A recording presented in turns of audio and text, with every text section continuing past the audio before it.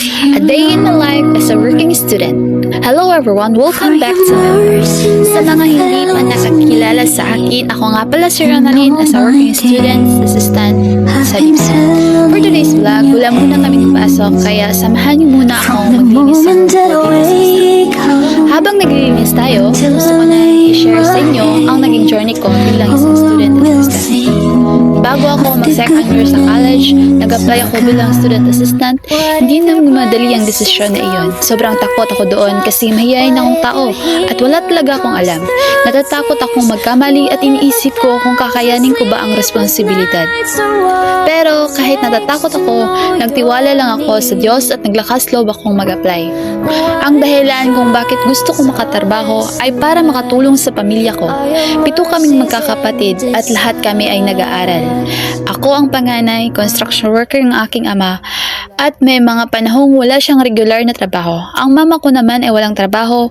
Ayokong makita silang nahihirapan sa gastusin namin. Kaya ginawa ko ang lahat ng kaya ko para kahit papaano ay mabawasan ang bigat ng dinala-dala nila. By God's grace, natanggap ako bilang student assistant at na-assign ako dito sa Bipsa Hostel. Hanggang ngayon, sobrang thankful pa rin ako dahil malaking blessing ito sa buhay ko. Libre ang tirahan, libre ang pagkain at may allowance pa akong matatanggap para sa kailangan ko sa school. Malaking tulong ito sa pamilya namin. Hindi kailangang isipin ng mga magulang ko ang gastos ko sa boarding house at pagkain. Kaya sa araw-araw, mas lalo kong ginaganahan na mag-aral at gawin ang maayos ang trabaho ko. Hindi naging madali ang journey ko. Maraming pagod, puyat at sakripisyo. Pero bawat pagsubok, nakikita kung paano kumilos ang Diyos sa buhay ko. Totoo pala, kapag may pangarap ka at magtitiwala ka sa Kanya, hindi ka niya pababayaan. Kaya sa lahat ng nanunood, lalo na sa mga working student, gusto kong sabihin na huwag kayong susuko. Darating din ang araw na makikita niyo ang bunga ng lahat ng paghihirap niyo.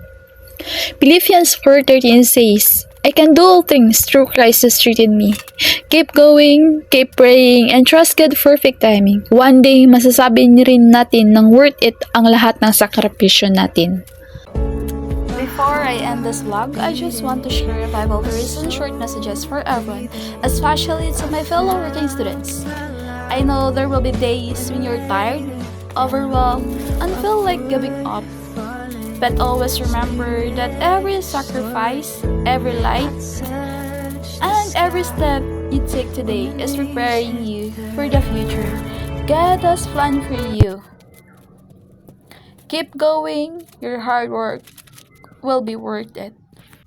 So far, naning ka mo limpyo, kawa pa mang good may klase.